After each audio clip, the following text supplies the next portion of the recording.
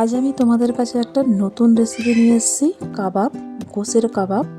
তো দেখো তোমরা কীভাবে আমি বানাচ্ছি। তাওয়াতে তেল দিয়ে তেলের মধ্যে কাবাবটা মাঝখান থেকে ভালো করে ছেদ করে দেবে। এমনভাবে ছেদ করবে, দেখতেই পাচ্ছ এরকম করে ছেদ করে দেবে, কারণ এর ভিতরে একটা জিনিস দেওয়া হবে সেই জন্য।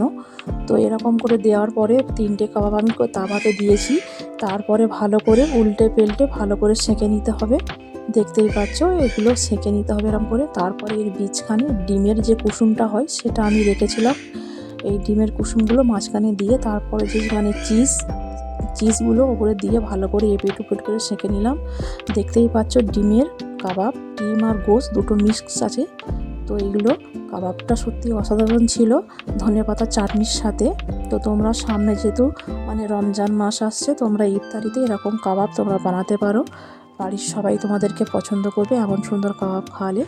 তো দেখতেই পাচ্ছ কাবাবগুলো সত্যিই খুবই ভালো ছিল। তো ভিডিও যদি তোমাদের ভালো লাগে অবশ্যই একটা লাইক আর কমেন্ট দেবে। আমি কীভাবে তৈরি করছি সেটা এবার তোমরা দেখতে থাকো। প্রথমে আমি গোশটাকে ভালো করে পিষে নিয়েছিলাম মেশিনে। তারপরে এবারে এতে আমি কি মশলা দেবো সেগুলো তোমরা একটু ভালো করে দেখে নাও, কী মশলাটা লাগবে। আমি সব মশলা কেটে রেডি করে রেখেছিলাম আগে থাকতে, যেগুলো পেঁয়াজ, ধনেপাতা এগুলো সবই আমি আগে থেকে কেটে রেখেছিলাম। পেঁয়াজগুলো একটু লম্বা লম্বাভাবে একটুখানি কাটবে, কাটলে এটা ভালো হবে। তারপর ধনেপাতা ছোটো ছোটো করে কেটে আমি এর মধ্যে দিয়ে দিলাম। তারপর এবার কাঁচা লঙ্কা দিয়ে দিলাম। এবারে আদা রসুন একটুখানি বাটা দেবে। তারপর তোমরা দেবে যে মশলাগুলো, এবারে দেবে একটু নুন দেওয়ার পরে সারা মশলা তোমরা দেখো ধনে গুঁড়ো, গরম মশলা গুঁড়ো, কালো মির্চ গুঁড়ো আর লঙ্কা গুঁড়ো সব একসাথে দিয়ে এটা ভালো করে আমি মিক্স করে নেব। মিক্স করে নেওয়ার পরে দেখতেই পাচ্ছ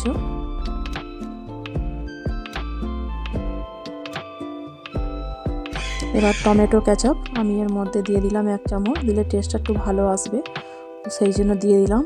দেখতেই পাচ্ছ এবার আমি ডিমগুলোকে ভেঙে কুসুমটাকে শুধু বার করে রেখে দেবো। ডিমের যে মাঝখানে যেটা হয় ওটা আমি বার করে নেব। আর এই যে ডিমের যে সাদা সাদাগুলো ওইগুলো আমি কাবাবের সাথে মিক্স করে নিয়েছিলাম।